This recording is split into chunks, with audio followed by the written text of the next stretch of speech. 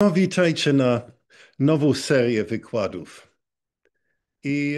Dzisiaj to jest bardzo proste pytanie, czy gnostycy nienawidzili świat? I dlaczego zdecydowałem, że jest najwyższy czas mieć tę dyskusję? Gnostycy nigdy nie mieli dobrą prasę.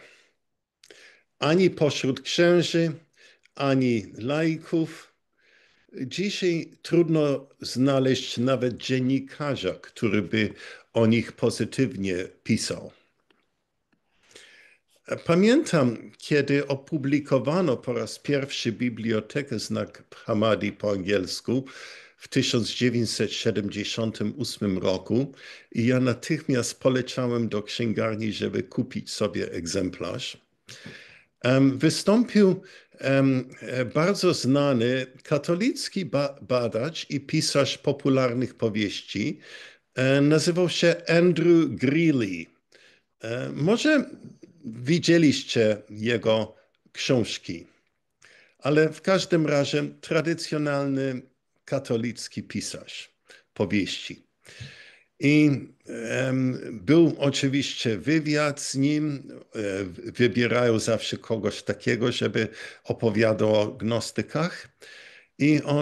Pamiętam, że dwa rzeczy powiedział, co mnie utkwiło. Powiedział, ten Jezus gnostyków jest trochę makabryczny. No i drugie jego zdanie było, nie chciałbyś zaprosić gnostyka na kolację.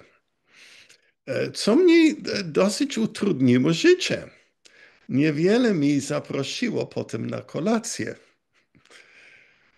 Podobnie naukowcy na uczelniach, jak na przykład Hans Jonas, on pisał klasyczne dzieło o gnostyckiej religii i oni pisali obszernie o gnostykach i nie ukrywali ich niechęć do nich.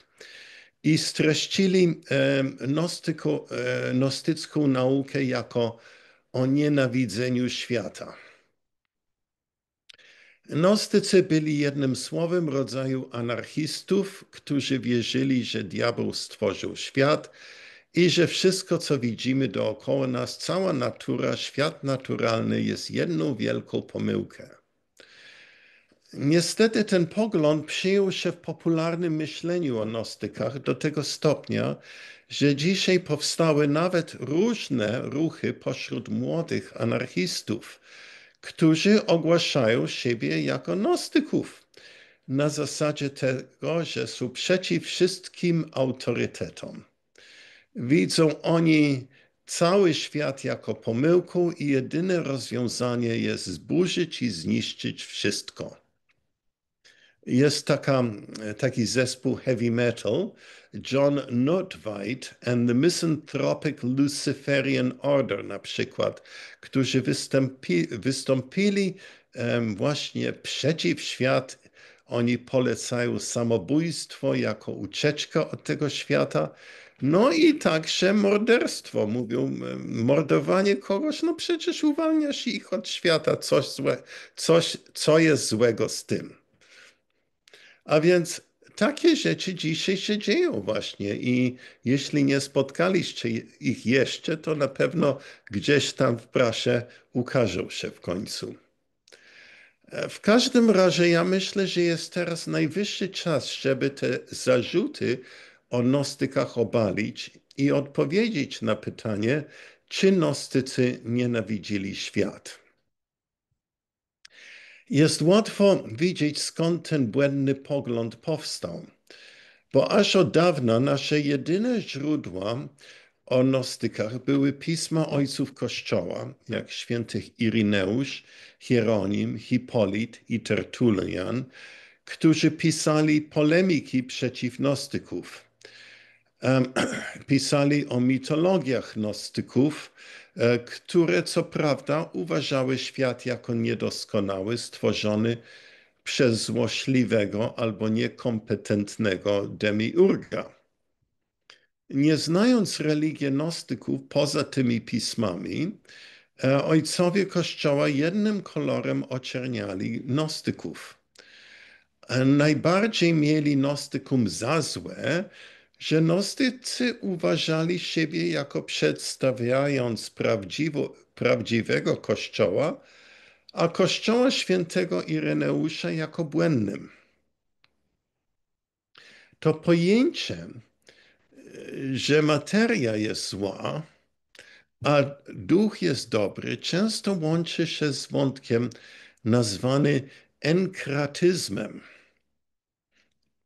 Enkratyści głosili skrajny ascetyzm, aby odłączyć się od ciała materialnego. A więc to byli jako wcześniej purytani. Nie pili wino, alkohol, odmawiali seks, małżeństwo, przyjemność, umartwiali ciało. Oczywiście tak się nie tańczyli. Nie była to specjalnie radosna religia.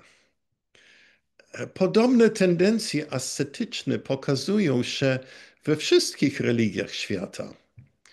Bardzo słynni na przykład są hinduscy jogi, którzy głodują się, aż stają się kościotrupami, ale podobno dzięki tej ascezy zyskają różne siły duchowe, tak zwane siddhi, do stopnia, że nawet bogowie ich boją się.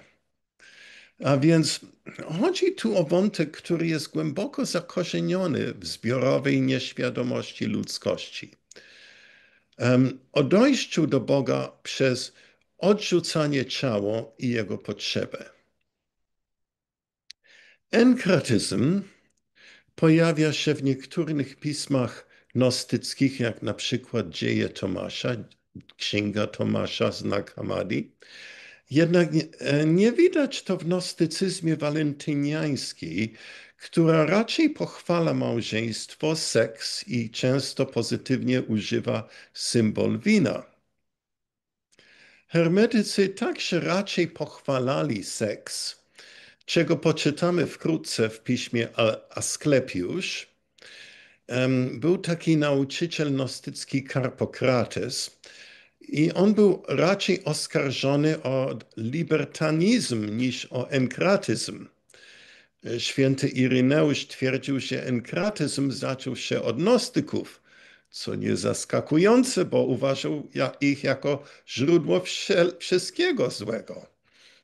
Ale mamy dowody, że te tendencje znalazły się o wiele wcześniej i zakorzenili się w chrześcijaństwie niezależnie od gnostyków. Później ojcowie pustelnicy walczyli z ciałem i jego pokusami, jak słyszymy w dziejach świętego Antoniego.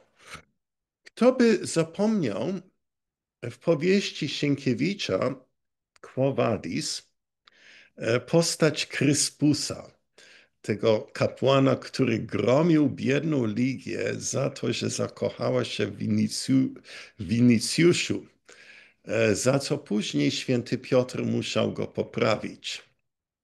Chociaż Kryspus na pewno nie był historyczną postacią w tej powieści, on przedstawiał wątek enkratyzmu, który był głęboko ukorzeniony w chrześcijaństwie. Mimo że Jezus nigdy nie pochwalał umartwienie ciała, dalej ich widzimy w ostatnich 2000 lat u wiele świętych, którzy się biczowali, zwyczajnie chrześcijanie, a nie gnostycy. Nawet dzisiaj przecież odmawiamy różne smakołyki z okazji Wielkiego Postu, czego ja nigdy teraz nie robię od czasu, kiedy mój ojciec duchowy, kiedy miałem lat 14, mówił: Pawle, masz dosyć krzyżów, dlaczego dodajesz jeszcze? To, że świat nie jest fajnym miejscem i chyba nigdy nie będzie fajnym, Jezus nam już objawił. Powiedział Piłatowi: moje królestwo nie jest z tego świata. Raj na ziemi nie istnieje i nie będzie go. Święty Paweł także niezbyt optymistycznie pisał o świecie, pisząc o Pan tego świata. ten, który rządzi tym światem. Że to nie jest na pewno ojciec Jezusa, ale inny, diabeł lub demiurg. Na przykład list do Koryntian 2, rozdział 4, pisze, w których Bóg tego świata zaślepił umysły w niewierzących, a więc Bóg tego świata. Święty Paweł uważał, że Bóg tego świata to jest właśnie demiurg albo diabeł. A więc zaślepił umysły u niewierzących, aby nie świeciła im światłość chwalebnej Ewangelii Chrystusa, która jest obrazem Boga. Ale o czym Jezus mówił Piłatowi, kiedy używał słowa świat? Czy mówił o górach, drzewach, łąkach, o świecie naturalnym? Chyba nie. Prawda jest, że w owych czasach nikt nie zachwycał się naturą. Nasza pasja do natury nie obudziła się w naszej kulturze przed XVIII albo XIX wieku, w erze romantyzmu. Chociaż nie zapomnijmy o świętym Franciszku z Asyżu, który wychwalał świat naturalny, brat słońce, siostra księżyc, wiatr, kuzyn. Widział naturę jako jego sojusznik. Jednak święty Franciszek także miał tendencje ascetyczne, że biczował i znęcał się nad swoim ciałem. Z jednej strony chwalił Boga za piękno w naturze, ale z drugiej strony uważał, że coś z swoim ciałem, jego potrzeby i pożądaniami było nie tak. Łatwo nam rozumieć frustrację Franciszka z Asyżu i innych mistyków w systemie, w którym znajdowali się, ich bunt przeciw temu systemu. Słowo greckie na świat jest kosmos, co dzisiaj, jak wcześniej, budziło pojęcie astronomiczne. Mówimy o planetach, ich ruch, o gwiazdozbiorach, o porządku na Ziemi. Ten porządek określali mistycy, filozofowie i szkoły misteryjne. Kiedy mówimy o porządku, to my mówimy o systemie całym. Prawa naturalne i system, który rządzi światem. A więc wpływy, które bieg planet powodują tu na Ziemię, dobre lub przychylne, fatum, czyli los człowieka. Od dawna filozofowie uznali, że człowiek w tym kosmosie nie jest wolny, ale podlega siłom materialnym. W sumie wnioskuję sam, że to, co wczesnochrześcijanie uważali jako świat, to nie było światem naturalnym. Był to ten system fałszywy, który jakimś sposobem jest narzucony na świat naturalny. Mówimy o cierpieniu, o kondycji ludzkiej, o tym, że cierpienie i wyzyskiwanie przeplatają się w świecie, że jeśli pożądamy za duchem, to spotyka nas kara, że jesteśmy w systemie, gdzie siły nieprzychylne nam przeszkadzają. Możemy im przeciwstawiać się, czasami wygrywamy, czasami nie. Póki starzejemy się, widzimy ten system jako coraz bardziej absurdalny.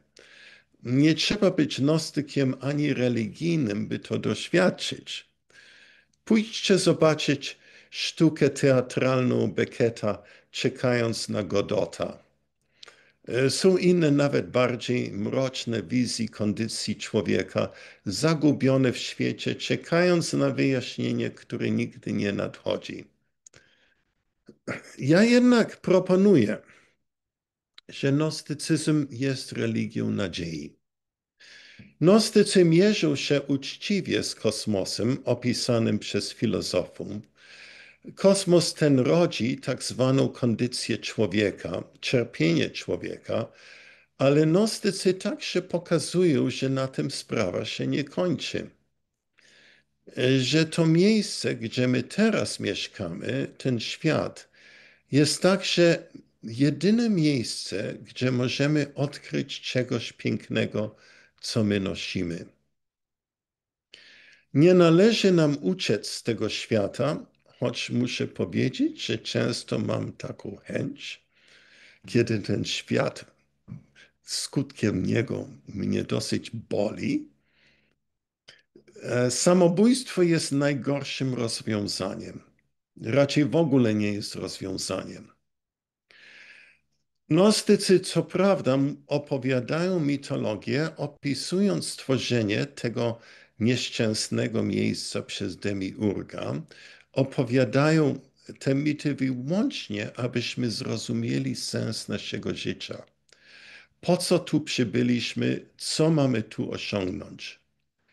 Musimy dlatego zrozumieć, czym jest ten świat, ten kosmos, te siły, które zbudowały ten kosmos. A to najlepiej opowiedzieć w formie mitologii. Po pierwsze, musimy zrozumieć, że świat materialny jest pojemnikiem.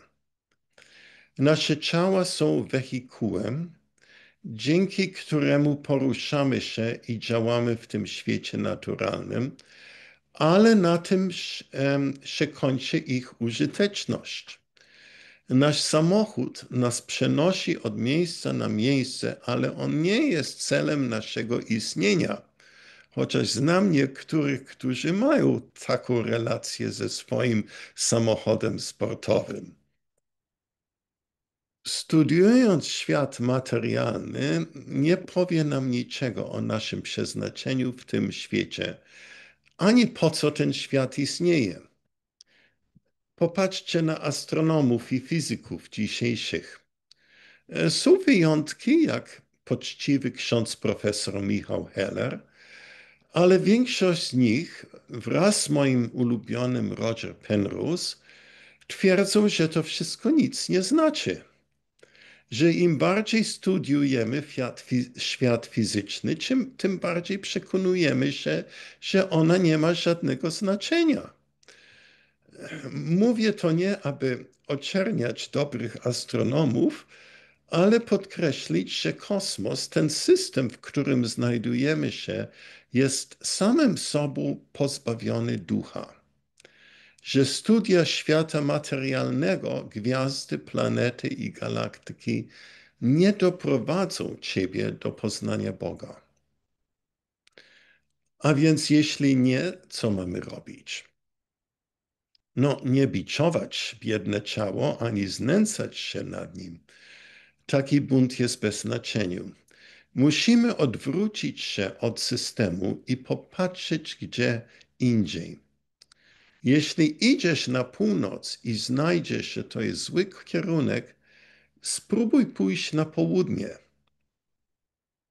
Tak radzi Ewangelia Tomasza i inne pisma gnostyckie.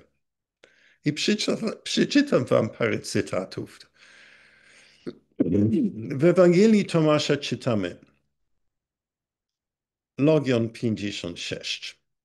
Jezus powiedział, kto poznał świat, znalazł trupa, a kto znalazł trupa, tego świat nie jest godzien. No tu jest poparcie na pojęcie świata jako pojemnika. Trup, ciało, nie wiadomo w przekładzie, które słowo powinno być używane tutaj, bo po grecku jest to samo.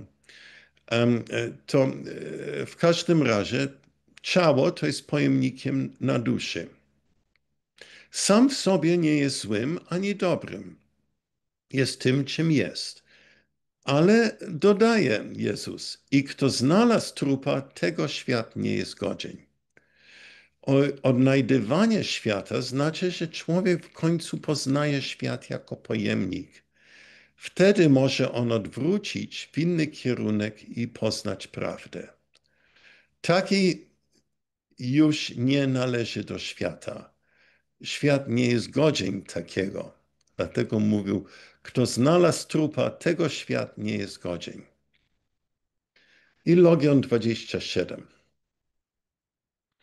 Jezus powiedział, jeśli nie będziecie pościć od tego świata, nie znajdziecie królestwa.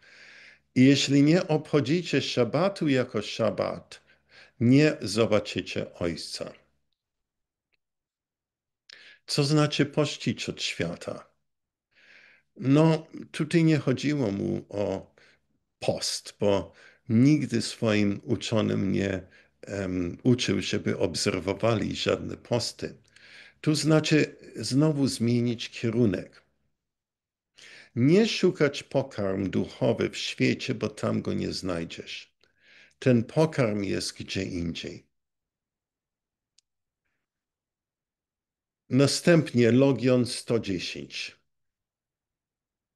Jezus powiedział, kto odnalazł świat i stał się bogaty, niechaj się świata wyrzeknie. To jest podobny logion i Jezus mówi, że najpierw człowiek musi poznać świat i bogactwo, zanim jest gotowy na drogę duchową, na odwrócenie się od świata. Jest to raczej powiedzenie przeciwne do enkratyzmu. Świat tu jest nieco pozytywnie dla duszy, bo przez poznanie świata i bogactwa człowiek może obudzić się i zobaczyć, że to wszystko nie jest niczego wart. Na pewno wiele z nas już czegoś podobnie doświadczyliśmy. Jest to doświadczenie syna marnotrawnego, który najpierw musiał skosztować wszystkie przyjemności świata, wydać swoje pieniądze, potem poznać głód duchowy, nawet zająć się świniami i czyszczenie chlebów, aż zorientował się, co jest ważne. A to jest królestwo swojego Ojca. I to jest ta prawda, że On jest Jego Synem. Kiedy ta pamięć wróciła do Niego, On mógł ruszyć na drogę powrotną. Wspomniałem już o nauczycielu w Aleksandrii Karpokrates. Nie mamy nic z jego pism, tylko wiemy o nim przez Ireneusza i innych ojców Kościoła. Nie wiadomo, czy to Ireneusz pisze, czy to, co on pisze, jest prawdą. Karpokrates podobno twierdził, że dusza musi przejść przez wszystkie doświadczenia świata, zanim się obróci i zacznie swoją drogę do pełni. A więc niektórzy są na drodze inwolucji na dół, muszą wszystkie niby przyjemności świata poznać, wtedy zrozumieją, o co naprawdę chodzi. W tym ujęciu świat jest raczej miejscem doświadczeń. Zgoda jest to miejsce, gdzie duch śpi i człowiek jest w stanie nieprzytomności. Ale on musi poznać ten świat, zanim w ogóle może obudzić się. No dalej w Ewangelii Tomasza weźmy Logion 28. Jezus powiedział, stanąłem w środku świata i objawiłem się im w ciele i zastałem wszystkich pijanych.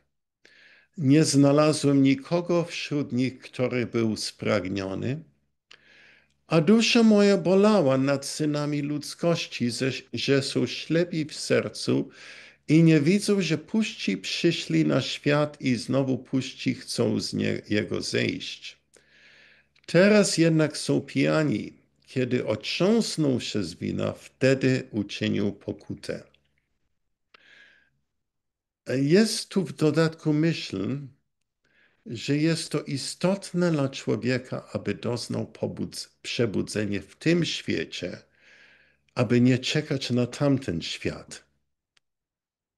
Wejść w ten świat w stanie nieprzytomności i wyjść z niego nieświadomym jest dla człowieka prawdziwą katastrofą. A więc Coś trzeba zrobić w tym świecie, żeby obudzić się. Jak w hymnie o Perle są dwa drogi. Pierwsza jest droga do Egiptu, aby zdobyć perłę. Ta droga jest to schodzenie duszy w materię. Po zdobyciu tej perły mamy powrotną drogę do domostwa. Powrotną drogę nie można dokonać bez chodzenia najpierw przez drogę, która prowadzi do zapomnienia. Wtedy jest otrzeźwienie, które dzieje się często za pomocą wyższej siły lub Zbawiciela. Niektórzy naukowcy, i wymienię tutaj April DeConnick z Houstonu, ona właściwie czasami pisze sensowne rzeczy, ale tutaj nie zgadzam się, bo ona określa przesłanie w Ewangelii Tomasza jako enkratyczna. Jej teoria opiera się na interpretacji, że Ewangelia pochwala stan celibatu. Na przykład weźmy 75. Jezus powiedział: wielu stoi u drzwi, ale tylko samotni wejdą do komnaty oblubieńców. Kto to są ci samotni? To słowo po grecku jest monachos. Od tego słowa pochodzi mnich. I słowo jest w innych logionach. I profesor DeConnick twierdzi, że tu chodzi o stan celibatu, niczym pustelnicy. No, dalej czytajmy. 16 logion. Jezus powiedział: ludzie może myślą, że przyszedłem, aby przynieść światu pokój, i nie wiedzą, że przyszedłem, aby przynieść podziały, ogień, miecz i wojnę. Albowiem 5 ich będą w domu, 3 powstanie przeciw 2, a 2 przeciw 3, ojciec przeciw synowi, a syn przeciw ojcu i staną zjednoczeni. Tu słowo zjednoczeni oryginalnie to monachos, ale wątpię, że odnosi się do celibatu. Raczej chodzi o połączeniu przeciwieństw i zakończenie sporów i przynoszenie całości. Co także jest tu w Logion 49, gdzie Jezus powiedział: błogosławieni samotni i wybrani, albowiem wy znajdziecie królestwo. Dlatego, że z królestwa pochodzicie i do królestwa wrócicie. Samotni to tu może to oznaczyć zjednoczeni. Pamiętajcie, Jezus także powiedział: kiedy z 2 uczynicie jedno, to wtedy wejdziecie do królestwa. Ale ja myślę, że tutaj także chodzi o samotnych w sensie człowiek, który doznał jedność i staje sam, bo kieruje się swoim światłem, a nie innym autorytetom. Tu łączy się właśnie z tym tematem obcego, który w przyszłym tygodniu bardziej omówimy. Ale to, o czym Jezus mówił, jest, że człowiek musi doznać to połączenie w sobie przeciwieństw i stać się całym i właśnie kierować się gnozą, wiedzą, swoim własnym światłem, a nie polegać na innych autorytetów. Chciałbym trochę teraz powiedzieć i czas poświęcić mitologii świata w dziełach tak zwanych setiańskich. Na przykład Sekretna Księga Jana. A chociaż przy pierwszym czytaniu Księga Jana wygląda, że to jest dzieło, które potępia świat jako pomyłka, a więc świat jest dziełem Jaldabaotum i dosyć złośliwego demiurga, ale trzeba także zwrócić uwagę na to, że on był zmanipulowany przez pełnię do stworzenia tego świata, aby światło stracone przez Sofię było przywrócone do pełni. Pamiętajcie, jak Sofia właśnie widziała, miała wizję najwyższego skarbnicy światła i skutkiem tego upadła w chaos. I ona z siebie, ze swojego światła i bez udziału partneru, no, stworzyła coś. I to był ten właśnie stwór Jaldabaoth, który miał głowę lwa. I w ogóle nie bardzo ładny taki facet. I on myślał, że on był jedynym Bogiem i dalej stworzył świat. W końcu Sofia doznała przebaczenia, ona wróciła, ale nie mogła wrócić do pełni, bo światło było skradzione. To światło miał jej syn Jaldabaoth. I wtedy nastąpił spisek pełni, żeby stworzyć rasę ludzką, żeby człowiek mógł pomóc przywrócić to światło do pełni. I kiedy człowieka stworzono i pierwszy Adam leżał w raju, to ktoś uszepnął Jaldabaothowi, zadmuchnij mu w ucho. I kiedy Jaldabaoth zadmuchnął w ucho, to światło Sofii przeszło do człowieka. A więc nasze zadanie i zadanie człowieka jest uświadomić to światło, którym człowiek jest nosicielem i przywrócić to do pełni. A więc jak gnostycy widzieli świat? Ewangelia Filipa często opisuje właśnie i Ewangelia Filipa, jak przypomnijmy sobie, jest dzieło walentyniańskie, a więc mówi o jednym wątku gnostycyzmu i tam motyw małżeństwa figuruje jako obraz łączenia się z umiłowanym.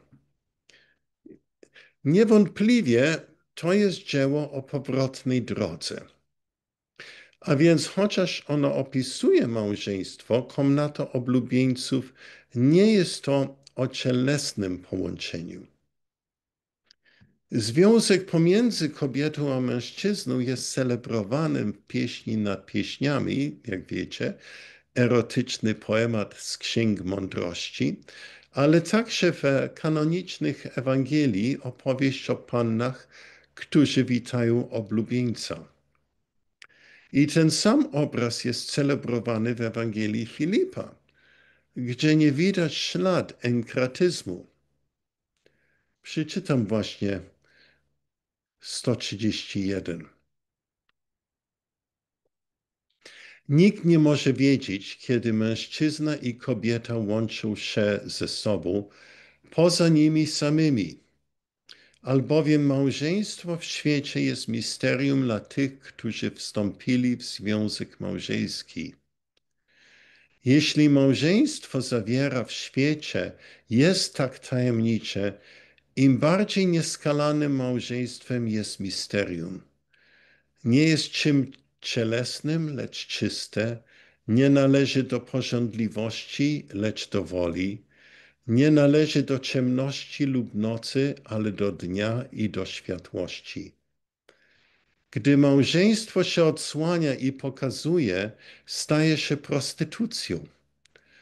Oblubienica prostytuuje się nie tylko wtedy, kiedy przyjmuje nasienie innego mężczyzny, ale gdy opuszcza swoją sypialnię i jest widziana. Może się pokazywać tylko swemu ojcu i matce, przyjacielowi oblubieńca i dzieciom oblubieńca. Im wolno wchodzić codziennie do komnaty oblubieńców. Inni mogą tylko pragnąć, by usłyszeć jej głos i rozkoszować się wonią jej namaszczenia. Nie karmią się ułomkami ze stołu niczym psy. Oblubieniec i oblubienica należą do komnaty oblubieńców. Nikt nie może widzieć oblubieńca i oblubienicy, chyba że się nimi stanie. Chodzi tu nie o jakąś magię seksualną, pseudotantryczną, jak niektórzy twierdzą.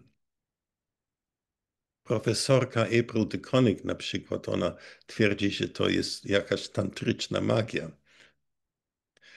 Jest mi jasne, że to jest związek niecielesny pomiędzy nami a umiłowanym.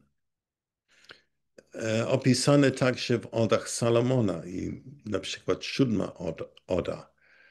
Zostałem z nim zjednoczony, bo kochający znajdzie umiłowanego.